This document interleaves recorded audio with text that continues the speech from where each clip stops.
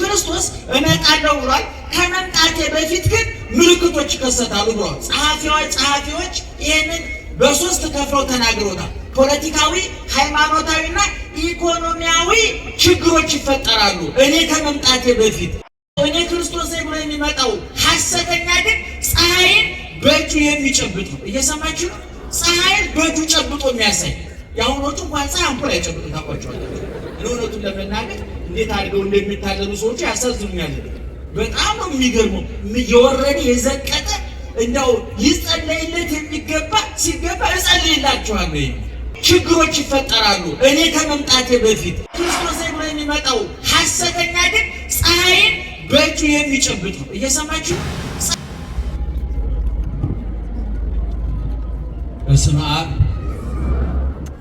ድምጻችሁን ብንሰማ ሶስት ጥቅም አለው። እግዚአብሔር ደስ ይለዋል፣ ሰይጣን ያፍራል፣ እኛም ለመኖራችሁ ማረጋገጫ እናገኛለን ማለት ነው። በስመ አብ ወወልድ ወመንፈስ ቅዱስ አሐዱ አምላክ አሜን።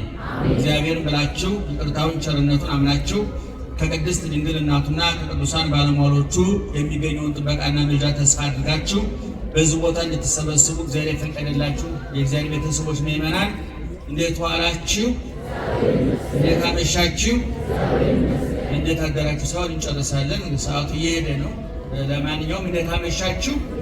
በየጊዜው በየቦታው በየምክንያቱ የመከረን ያስተማረን ራሱ ምስጢርና ጥበብ የሆነ የምስጢርና ጥበብ ባለቤት የነበረ ያለ የሚኖር አባታችንም አምላካችንም እግዚአብሔር ክብርና ምስጋና ይግባው። ክብርና ምስጋና ይግባው። ሰዓቱን ለመጠቀም ያህል እጥር ምጥን ሰብሰብ አድርጌ ጥቂት ነገር እናገራለሁ። የእናንተን ጆሮ ይክፈት፣ የእኛን አንደበት ይፍታ።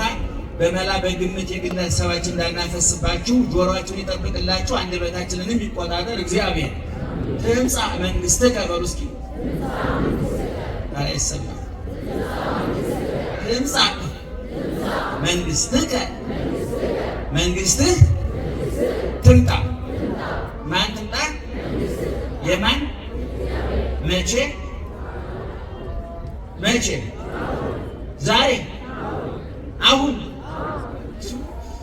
ተዘጋጅተህ ጨረሰ በሙሉነታች በጣም በነገራችን ላይ ምስክር ሌሎቻችሁ እንደምታውቁት አሁን ያለ ነው አብይ ጾም ውስጥ ነው አይደለም? በአብይ ጾም በስርዓተ ቤተክርስቲያናችን እልልታና ጭብጨባ ይፈቀዳል እና በዚህ መሰረት እያጨበጨባችሁ ያላችሁት ብዙ ተቃውሞ ነው። ግን ባታጨበጭቡ እንደው አጨብጭበን የመጣውን አይታችሁታል። እስኪ ደግሞ እጃችን ሰብሰብ ብናደርግና እንየው። እስኪ ደግሞ እንደው እግዚአብሔርን እንየው አይደለም? ስለዚህ በስርዓተ ቤተክርስቲያን ጭብጨባ ብዙ አይፈቀድም። ደህና መሻችሁ። የትምህርቱን ርዕስ በሉት እስኪ። አቤት የማን? ይሄ ቃል ሰምታችሁ ታውቃላችሁ? የት ምን ውስጥ ነው ያለው? አባታችን ሆይ ውስጥ ነው ያለው። አባታችን ሆይ በሰማይ የምትኖር ስምህ ይቀደስ ካለ በኋላ መንግስትህ ትምጣ።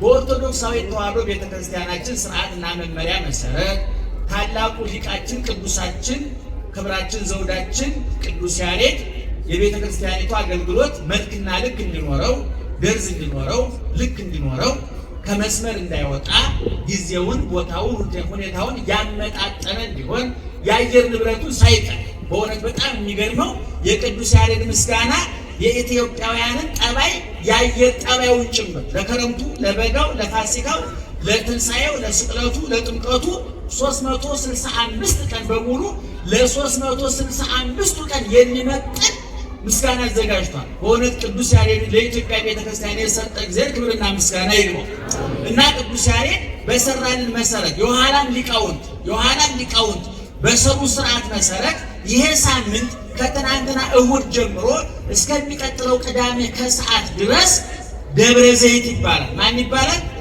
ደብረ ዘይት ይባላል እና ምንድነው ቅዱስ ያሬድ ኦርቶዶክሳዊ ተዋሕዶ ቤተክርስቲያን ይህንን ቀን ሰጥታ እንዲከበር፣ እንዲታሰብ፣ እንዲሰበክበት፣ እንዲዘመርበት፣ እንዲቀደስበት ያደረገችው ለምንድን ነው ሲባል ባለቤቱን መነሻ በማድረግ ነው። እግዚአብሔር ይመጣል መጥቶ ነበረ፣ ተሰቅሎ ሙቶ ተነስቶ አርጓል። ዛሬ በክብር ነው ያለው። እኔ በቀደም አንድ ሚዲያ ላይ እየተናገርኩ ነበር። እዛ ላይ ያልኩትን አንድ ጥቅስ አብረን እንበለው እስቲ። የነበረው መጣ፣ የመጣው አረገ፣ ያረገው ይመጣል። የነበረው ምን ሆነ? የነበረው ምን ሆነ? የመጣው ምን ሆነ? አቤት! ያረገውስ? አቤት! ይመጣል። ይሄ የኦርቶዶክሳዊ ተዋሕዶ ቤተክርስቲያን የምስጋናዋ የትምህርቷ ውሃ ልክና መሰረት ነው። የሰው ልጅ ሕይወት በክርስቶስ መጣና በይመጣል መካከል የተንጠለጠለ ነው ብለናል። እዛ ላይ ትሰሙታላችሁ። ቤታችሁ ቁጭ ብላችሁ ብታዳምጡት በእውነቱ ነገረ ሥጋዌን ያስተማርንበት ስለሆነ በጣም ይጠቅማቸዋል ብዬ አስባለሁ። እንደምታውቁት ክርስቶስ መጥቷል፣ እንደገና ይመጣል። በልደቱና በመምጣቱ መካከል ያለው ትናንትና፣ ዛሬ፣ ነገ ትማንም ዮም ጌሰን። ትናንትና ዘመነ ኦሪት ነው፣ ዛሬ ዘመነ ሐዲስ ነው፣ ነገ ነገረ ምጽአት ነው፣ ዘመነ ምጽአት ነው፣ ካለም በኋላ ያለው ማለት ነው። ስለዚህ ኢየሱስ ክርስቶስ እመጣለሁ ብሏል። መጥቶ ነበረ፣ እመጣለሁ ብሏል። ሲመጣ ሁለት ነገሮች ዝግጅት እንድናደርግ አዟል ባለቤቱ። አንደኛው ምልክቶቹ በትክክል እንድንረዳለት፣ እንድናነብለት። ደህና ዋላችሁ። ምልክቶቹ እንድንረዳ። ሁለተኛ ምልክቶቹ ከገቡን በኋላ ምን እናድርግ ለሚለው ደግሞ ተዘጋጁ ብሏል። ይህ ሐሳብ በማቴዎስ ወንጌል ምዕራፍ 24 ከቁጥር 1 የማቴዎስ ወንጌል ምዕራፍ 25 ሙሉን ሁለት ምዕራፍ በሙሉ የተሰጠ ትምህርት ነው። ክርስቶስ እመጣለሁ ብሏል። ከመምጣቴ በፊት ግን ምልክቶች ይከሰታሉ ብሏል። ጸሐፊዎች ይህንን በሶስት ከፍለው ተናግሮታል። ፖለቲካዊ፣ ሃይማኖታዊና ኢኮኖሚያዊ ችግሮች ይፈጠራሉ እኔ ከመምጣቴ በፊት። ፖለቲካዊ ማለት ህዝብ በህዝብ ላይ ይነሳል፣ መንግስታት በመንግስታት ላይ ይነሳሉ። ከባድ ጦርነት ይሆናል፣ እልቂት ይሆናል፣ ፍጅት ይሆናል። ሁለተኛ ሃይማኖታዊ ችግር እኔ ክርስቶስ ነኝ እያለ ይመጣል። ሐሳዌ መሲህ፣ ሐሳዌ ክርስቶስ፣ ሐሳውያን ነቢያት ይመጣሉ። ሐሰተኛ መሲህ ይመጣል። ምናልባት አንዳንድ ሰው ሰማለሁ፣ ብዙ ሐሰተኛ ነቢያት ዛሬ መጥተዋል። የዛሬዎቹ ሐሰተኛ ነቢያት ዘይት እየጨመሩ ቅባት እየጨመሩ ጨው እየሸጡ እንዲሁም ያጭበረብሩ። እነዚህ ጥቃቅንና አነስተኛ ናቸው። ክርስቶስ ሲመጣ ከሚመጣው አንፃር እዚህ ግባ ይባላል። እንደው እኛ ላንተን ነው እንጂ ምልክታችሁ የሚማረካለን። ኋላ የሚመጣው እኔ ክርስቶስ ነኝ ብሎ የሚመጣው ሐሰተኛ ግን ፀሐይን በእጁ የሚጨብጥ ነው። እየሰማችሁ ነው? ፀሐይን በእጁ ጨብጦ የሚያሳይ። የአሁኖቹ እንኳን ፀሐይ አምፖል አይጨብጡ ታውቋቸዋላችሁ። እውነቱን ለመናገር እንዴት አድርገው እንደሚታለሉ ሰዎች ያሳዝኑኛል። በጣም ነው የሚገርመው። የወረደ የዘቀጠ እንደው ሊጸለይለት የሚገባ ሲገባ እጸልይላችኋለሁ እስኮ ሊጸለይለት ነበር የሚገባው እኮ እጸለይላችኋለሁ የሚል ሐሞቱ የፈሰሰ ወኔ የከዳው ይሉኝታ ቢስ የሰብናን መለኪያ የኢትዮጵያዊነት ወሰን ክብር ያለፈ የዘቀጠ ስራ ነው የሚሰራው። ኋላ ክርስቶስ ይመጣል ያለው ግን እንዲቀላል እንዳይመስላችሁ ድንቅ ተአምራት የሚያደርግ እንደውም ባለቤቱ ወሶበ ኢሐጥራ እና እነዛ ቀኖች ስለተመረጡ ሲባል ቀኖቹ ባያጡ ኖሮ ሁሉም ሰው በሳተ ነበር። ያ የሃይማኖት ችግር ይፈጠራል። ዛሬ ፍጭቶች አሉ፣ ግጭቶች አሉ፣ ከየቦታው እንሰማለን። ምክንያቱም እዚህ ሀገር ላይ ኢኮኖሚያዊ ችግር አለ። ኢኮኖሚያዊ ችግሩን ለማምለጫ ሰዎች ምንም ነገር ለማድረግ አይመለሱም። የሰው ልጅ ገበያው ከደራለት ማንንም ሊሸጥ እንደሚችል ፈጣሪውን 30 ብር በመሸጥ አሳይቷል። ገበያ ከደራ የማይሸጥ ይቸበቸባል። እግዚአብሔር ራሱ እንደ በግ የበግ ዋጋ እንኳን ከበግ ማንሶ በ30 ብር ተሽጧል። ስለዚህ ዓለም ላይ የማይሰራ ግፍ፣ የማይሰራ ወንጀል፣ የማይሰራ ክፋት እንደሌለ እግዚአብሔር የሰው ልጅ ፈጣሪውን በመሸጥ በመስቀል በመግደል አረጋግጧል። ስለዚህ ከፖለቲካዊ ችግር ቀጥሎ ሃይማኖታዊ ችግር ይፈጠራል።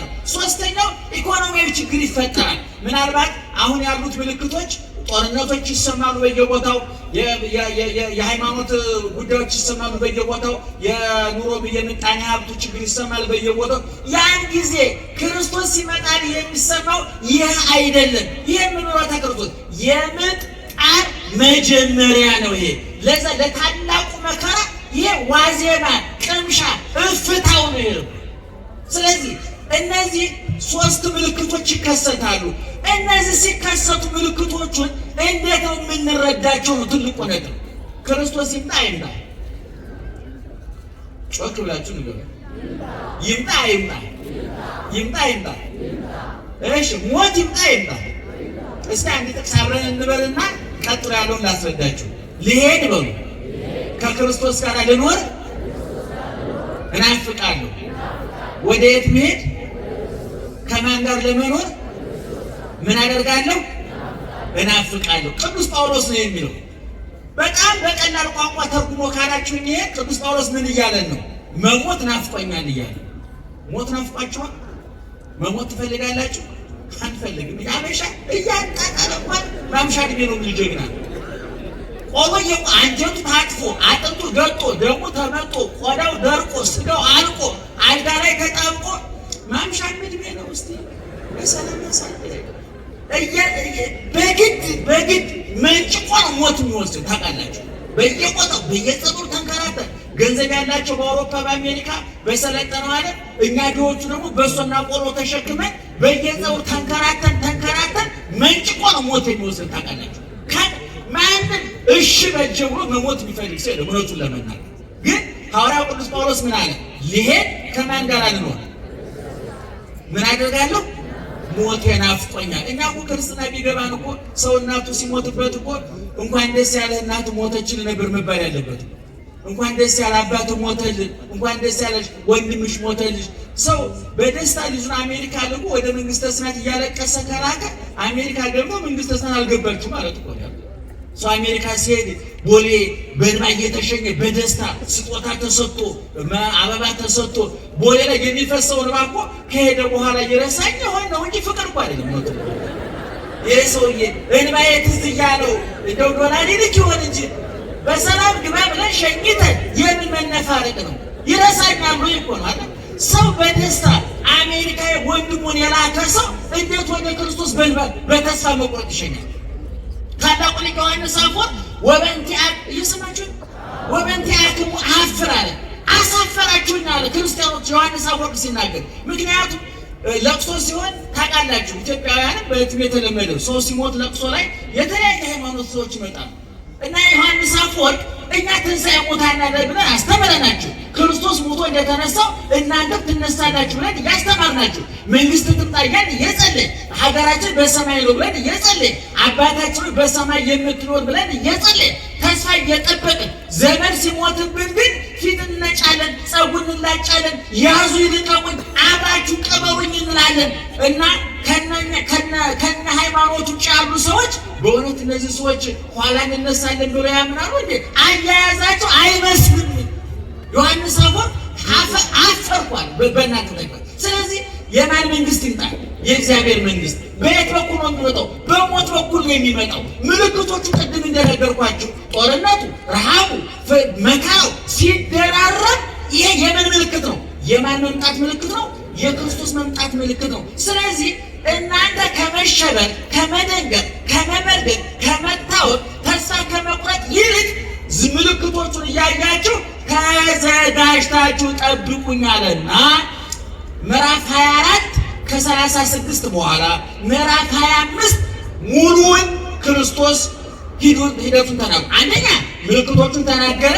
ሁለተኛ ምልክቶቹን የሚያዩ ክርስቲያኖች ምን ማድረግ አለባቸው የሚለውን ተናገረ። እንግዲህ እናንተ ያቀድም የተናገራቸው ሃይማኖታዊ፣ ፖለቲካዊ፣ ኢኮኖሚያዊ ችግሮች ሲፈጠሩ ክርስቲያኖች ምን መሆን ያለባቸው? ድለዋኒክሙ ንበሩ ተዘጋጅታችሁ ጠብቁ አለና ማቴዎስ 25 ከቁጥር 1 እስከ 14 ላይ ክርስቶስ ተናገረ። ትመስል መንግስተ ሰማያት አስወነ ደናግል እለ ነሣ ማኃተው ይሆን ወወፃ ውስተ ቀበና መራዊ። ደህና መሻችሁ፣ በደንብ ስሙን። መንግስተ ሰማያት 10 መብራታቸውን ይዘው ሙሽራቸውን ሊቀበሉ የወጡ 10 ደናግልን ትመስላለች። መጽሐፍ ቅዱሱ ቆነጃጅት ብሏቸዋል። የግዙ ደናግል ነው የሚለው። ቆንጆ ማለት በመጽሐፍ ቅዱስ ቋንቋ አይኗ፣ ጥርሷ፣ አፍንጫዋ ማለት ነው። ከመልክ ጋር አይገናኝ። ቆንጆ ማለት በመጽሐፍ ቅዱስ ቋንቋ በክብረ ንጽህና ያለች፣ በድንግልና ያለች፣ ወንድ የማታውቅ ማለት። ጎበዝ ማለትም እንዲሁ ነው። ጎበዝ አንድ ሰው ጎበዝ ነው ከተባለ ሴት የሚያውቅ ቆንጆ ናት ከተባለች ደግሞ በድንግልና ያለች ማለት። ለዚህ ነው መጽሐፍ ቅዱስ የቁንጅና ባልሽን ይላል። የቁንጅና ባል ማለት ምን ማለት ነው? የሕግ ባል ማለት የድንግልና ባል ማለት። ስለዚህ እነዚህ ሴቶች 10 ናቸው፣ ደናግል ናቸው። የት ሄዱ? ሙሽራ ለመቀበል። ሙሽራውን ለመቀበል ሲሄዱ ሰርግ ቤት ከሄዱ በኋላ ሙሽራው ዘገየ።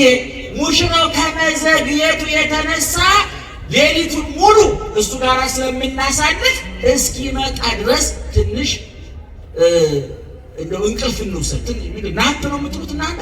ናት ገደም ብለን ሙሽራውን እንጠብቅ በኋላ ትንሽ ድካም እንዲቀልስን ብለው ገደም አሉ። ስንት ናቸው ሴቶቹ? ጮክ ብላችሁ ንገሩ። ምንድን ናቸው? ቆነጃጅት እንደው ብያለሁ። ደናግል ናቸው። የት ነው የሄዱት? አቤት ሙሽራው ምን ሆነ? ዘገየ። ስለዘገየ ትንሽ እንተኛ ብለውት ሙሽራው መጣና ቅርብ ተነካ። ልክ ግርግር ሲፈጠር ሸብረቡ ሲበዛ የተኙት 10 ሁሉ ብልና ነው። ወዲያው ልብሳቸውን አስተካከሉና 10 ሁሉ ነቁ ከእንቅልፋቸው።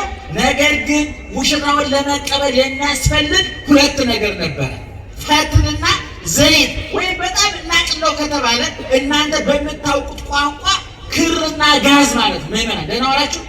ክርና ጋዝ ማለት ነው። አንድ ኩራዝ ታውቃላችሁ? በደንብ ያዙት። የመብራቱ ዋጋ እየጨመረ ነው። ሞኝ እንዳትሆኑ። የእግር መንገድ ተለማመዱ። ነዳጅ እየጨመረ ነው። ከምትነድ እግርን አያስለምደው። የኖርንበት ነው። እግዚአብሔር ይመስገን። ፈረንጆቹ ሰቃይ ምቾት ያንገላታቸው እንጂ እኛ በእግራችን ላይ ችግር የለብንም። እና አንድ ኩራዝ እንዲበራ ምን ያስፈልገዋል? አቤት ጋዝ ብቻውን ይነዳል? ክር ብቻውን ይነዳል? ስለዚህ ምን ያስፈልጋል? ክርና ጋዝ ያስፈልጋል። ልክ ከ10 5ቱ 2ቱን ይዘዋል። ክሩንና ጋዙን ማለት ነው። ወደ ሙሽራው ሲመጣ መብራታቸውን ለኮሱና ሙሽራቸውን እልል እያሉ አጅበው ተቀበሉ። 5ቱ ደግሞ ክር ብቻ ነው የያዙት። ብንን ሲሉ ትዝ ሲላቸው ጋዝ አልያዙም። እባካችሁ ሀባነ ቅባ እንቅብክን፣ እባካችሁ ከጋዛችሁ ከዘይታችሁ ትንሽ ስጡን አሏቸው። እነዛ እየአክል ለእናንተና ለእኛ አይበቃም፣ ለእኛ ብቻ ለዚህ ምሽት መጠን እናያዘው። ውራ ወተሳየጠ፣ ሂዱና ጋዝ ገዝታችሁ ኑ አሏቸው። ከዛ በኋላ እነዛ ዝርክርክ ሴቶች 5ቱ በየሰፈሩ እዚህ ሰፈር ሱቃን እዛ ጋዝ አለ የለም፣ ጋዝ አለ የለም። ክራቸውን አንጠልጥለው ሲመለሱ ልባሞቹ ክርና ጋዛቸውን ለኩሰው ሙሽራቸውን አጅበው እልል እያሉ ገብተው በሩ ተዘግቶ ጭር ብሎ በሩ ሜዳው ጭር ብሎ ባዶ ሆኗል። ከዛ በኋላ እባክህ ብለው አንኳኩ ሴቶቹ። አልኸወነ እባክህ ክፈትልን አስገባን አሉ። አማን እብለክን እያምረክን እስመስእምክን ተጊሃ እንደኔ ተግታችሁ መጠበቅ ተዘጋጅታችሁ መጠበቅ አልቻላችሁምና እውነት እላችኋለሁ አላውቃችሁም አላቸው። ከዚህ ይሰውረን እግዚአብሔር። ጋዙን ከክሩ ጋር ያዋህድልን እግዚአብሔር።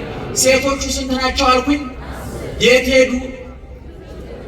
ሙሽራው ምን ሆነ? ስለዘገየ ተኙ። ሙሽራው ሲመጣ አቤት ስንቱ 10። ከዛ በኋላ ልዩነቱ የተጀመረ የት ላይ ነው? ከዚህ በኋላ ነው። ሙሽራውን ለመቀበል በመውጣት ይለያያሉ።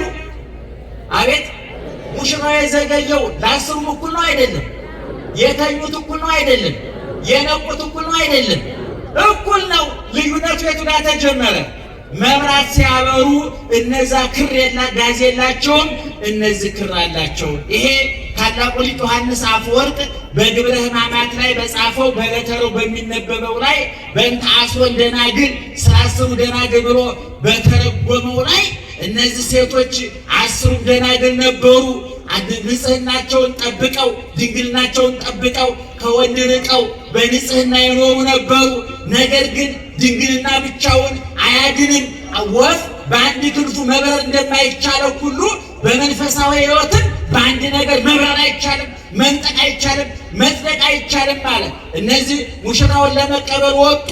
ሙሽራ የተባለው ክርስቶስ ነው። መራዊሃ ለቤተ ክርስቲያን የቤተሰብ ሙሽራዋ መስቀል ላይ የተሞሸረ በችንካር በጅራፍ የተሞሸረ በሐሞት በቆምጣጤ የተሞሸረ በጥፊ የተሞሸረ በሕይወት በሞት የተሞሸረ ለእኛ ሲል መስቀል ላይ የተሞሸረው የተዋህዶ ሙሽራ የድንግል ማርያም ሙሽራ የኔና የእናንተ ሙሽራ የዓለም ሙሽራ ውበቱ የኛ ቁስል ረሃቡ የኛ ጥጋቡ የኛ ረሃብ ጥጋቡ እሱ ሲጠግቦ ተርቦ ያጠገበን ተጠምቶ ያረካን ተራብቶ ያለበሰን መራራ ጠጥቶ ጣፋጭ ያጠጣን በጨለማ ቤት ታስሮ ከጨለማ የፈታን በሞት ላይ ሕይወት ያነገሰ በመቃብር ላይ ትንሣኤን ያወጀ የጥሉ ግድግዳ የናደ የለያየን መጋረጃ የቀደደ እንባችን ያበሰ ቁስላችን የፈወሰ ጥያቄያችን የመለሰ ወደ ወጣንበት የመለሰን ሙሽራችን ማን ነው? ክርስቶስ ነው። ይሄ ሙሽራ ይመጣል ብለናል አይደለ? መላእክት ለሐዋርያት ነግረዋቸዋል። በሐዋርያት ሥራ ምዕራፍ 1 ቁጥር 8 ላይ ስትመለከቱ ክርስቶስ ሲያርግ ሐዋርያት እንዲህ አንጋጠው ክርስቶስ ደመናውን ሲያዩ መላእክት መጥተው ምን አሏቸው? እናንተ የገሊላ ሰዎች ምን ታያላችሁ? እንዲህ ሲያርግ እንዳያችሁት መልሶ ይመጣል አለ። ይመጣል የኛ ጌታ ከጨለማው ይገላግለናል፣ ከግፉ ይገላግለናል፣ ከእንባው ይገላግለናል፣ ከረሃቡ ከጥሙ ከበደሩ ከመገፋፋቱ ትርፍና ኪሳራው ረሃብና ጥጋቡ ሐዘንና ደስታው ውድቀቱና ትንሣኤው ሹመትና ሽረቱ በተምታታበት ዓለም ውስጥ ከዚህ ነፃ ያወጣናል። ክብርና ምስጋና።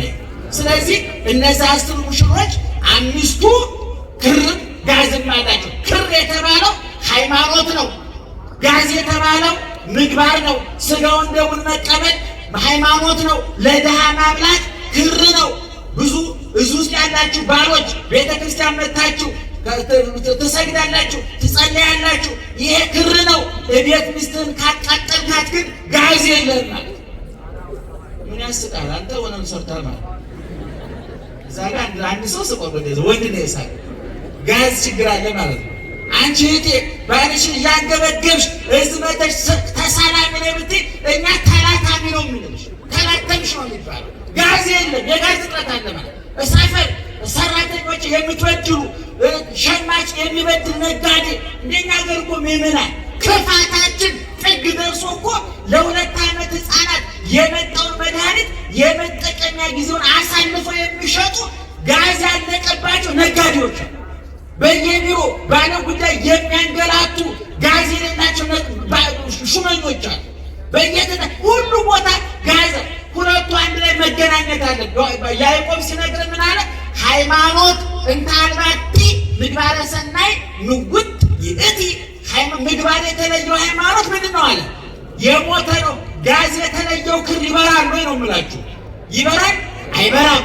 ሰው ያለ ሃይማኖት አይድንም። እንደውም ዮሐንስ ማነው ያዕቆብ ምን ይላል? ወዳጄ አንተ በእግዚአብሔር ታምናለህ ያለ? አዎ። አጋንንትን ከማው ያምኑ ሞቱ ወይ ደነግጡ። ሰይጣንም ያምናል እንዳንተ። በዛ አይደለም ሰይጣን ያምናል ግን ምግባር የለውምና ክርስቶስ ሲመጣ በማርቆስ ወንጌል ምዕራፍ 5 ታያላችሁ።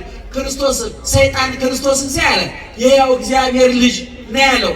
ይሄ ቀላል ምስክርነት መሰላችሁ እንዴ? የነ ጴጥሮስ የነ ቅዱስ ጳውሎስ የሐዋርያት ምስክርነት እኮ ነው። ሰይጣን ግን ይህን ሲል ምን አለው? ናውጣ ነው። ዛሬ ብዙ አጥናቂዎች ሰይጣንን እንደ ጓደኛ ሲያነጋግሩት በጣም ይገርመኛል። እንደ ጓደኛ ያነጋግሩት። የት ነው ያስካል? እንዴት ነው ያስካል? አሁን ምን እንደው የምትፈልገው? እንዴት ከአንድ ሌባ ጋር ውይይት ፖሊስ ሌባ ካገኘና ፖሊስ ከሌባው ጋር ውይይት ከጀመረ ገንዘብ አምጣና ፈታለሁ እያሉ ነው ማለት ነው። እውነቴን ነው ማለት አጥናቂና ደግመን ደጋግመን ተናግረናል። እናንተ እኛን አሰሙንም እንጂ የሚያጠምቁ ሰዎች ሰይጣንን ሊያስለፈልፉት አይገባም። ናውጣ ነው ወይ ሌባ ነው። ሌባ አጭበርባሪ አታላይ እሰው ቤት ነው የገባው። ይሄ ቤት የክርስቶስ ነው። እዚህ ቤት ሰይጣን ከገባ እሰው ቤት የገባ ሌባ ማለት ናውጣ ነው የሚባለው። አታስለፍልፉት። ካስለፈለፋችሁ ውሸታም ነው ሰይጣን። አቡሃ ለሐሰት የዮሐንስ ወንጌል ምዕራፍ 8 አድርጉ። ሰይጣን ምን ይለዋል? አቡሃ ለሐሰት ልጅ ከአባቱ እንዲገኝ ውሸት ከማን ነው የተገኘው? ከሰይጣን። አመፃ ወጣት መዛግብት ሄሮድም ሲናገር ነቅ ውሸት ሰይጣን አዳምና ሔዋን የዋሹ ሰይጣን አስተምሯቸው ነው። ሰይጣንስ ከራሱ አመንጭቶ ውሸታም፣ አጭበርባሪ፣ አታላይ ደስታችሁ ለመንጠቅ 24 ሰዓት የሚያደባ እንዴ እናውቃለን እኮ ጸበል ሊጠመቁ ጎረቤቶች ተጠራርተው ሄደው እኮ የታክሲ እኔ ልክፈል በፍቅር ተቃቅፈው እንደው በሰላም ሲመለሱ አጥማቂ ጋር ደርሰው ሲመለሱ በተለያየ ታክሲ ነው የሚወጡ። ለምን ተቀዳችሁ? ሰይጣን ሲለፈልፍ እሷን መድኃኒት ያደረገች ብሎ ሰፈሩ ቡና እንዳይጣጡ ያደርጋችሁ። እንኳን መንግስት ቡና እንዳይጣጡ ያደርጋችሁ። ስለዚህ እኔ አውቃለሁ ልጨርስ ነው ይቀርታ ገና አላችሁ። አሜሪካን ሀገር ስቴት ማልነግራችሁ አንዲት እህት የሚያጠምቁ ሰዎች መጥተው ሄደችና ሰይጣን ምንድን ያዘ ሲባል ባለቤቴ በውስጥ ልብስሽ አስደግሙብሻል ብሎ ይለፈልፋል። ሰይጣን ቤቴ የተባረከ ቆራቢ ሰው እኮ ነው። ውስጥ ልብስ ይገዛላት ነው እኮ ውስጥ ሰው ያስደግም ሰው ሰይጣን ውሸት። ያን ጊዜ ታዲያ አጥማቂ ምን አለበት? አንተ አጭበርባሪ ውጣ፣ ምን አገባው የምን ውስጥ ልብስ ነው ማለት ነበረ። አሃ እስካንተው እንደ ልዩ አማካሪ ሰይጣንን ካማከር ብዙ ይቀረሻል፣ ብዙ ይጠፋል። ሰይጣን ልንሰማ ይገባል። እና ስለዚህ ምእመናን ይታያቸዋል። ምንና ምን አቤት ክር አላችሁ? ክር አለን እንዴ? ዓለምን የፈጠረው ማን ነው? ሥላሴ ስንት ናቸው? አንድም ሶስትም ናቸው። ምስጢረ ሥጋዌ ኢየሱስ ክርስቶስ ፍጹም አምላክ ፍጹም ሰው ነው ብለን እናምናለን። ምስጢረ ሥጋዌ ያመነ የተጠመቀ ይድናል ብለን እናምናለን። ምስጢረ ጥምቀት ሥጋዬን የበላ ደሜን የጠጣ የዘላለም ሕይወት አለው ብለን እናምናለን። ምስጢረ ቁርባን ክርስቶስ ሲመጣ ሙታን ይነሳሉ ብለን እናምናለን። ምስጢረ ትንሣኤ ሙታን ይሄን እናምናለን አናምንም? ድንግል ማርያም አማላጃችን ናት አይደለችም? ጻድቃን ሰማዕታት ቅዱሳን እንወዳቸዋለን አንወዳቸውም? የክር ነው ምን የክር ነው። እግዚአብሔር እንደሚወደን ማረጋገጥ ሃይማኖት ነው። እኛ ሰውን ስንወድ ደግሞ ክር ነው። አንተ ሥጋ ወደሙን ስትበላ ሃይማኖት ነው። ለድሃ ስታበላ ክር ነው። ደህና ደህና